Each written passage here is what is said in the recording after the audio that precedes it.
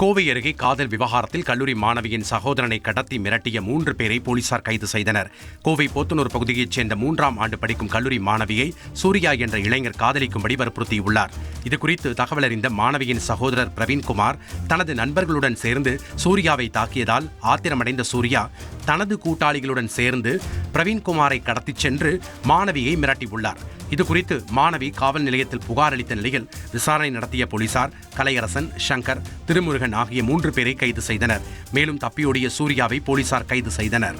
தூத்துக்குடியில் கடந்த சில தினங்களாக வெப்பம் வாட்டிய நிலையில் இடி மின்னலுடன் கனமழை பெய்தது. பிரைன் நகர், முத்தம்மாள் காலனி, திரேஸ்புரம், புதுக்கோட்டை, முத்தையாபுரம், தாளமுத்து நகர் உள்ளிட்ட பகுதிகளில் கனமழை பெய்தது.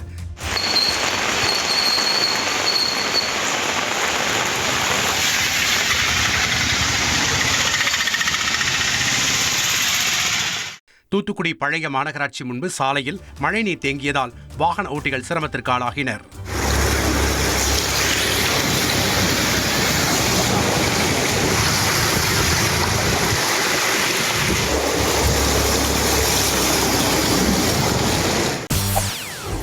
செய்திகளை உடனுக்குடன் தெரிந்து கொள்ள உடனே சப்ஸ்கிரைப் பண்ணுங்க.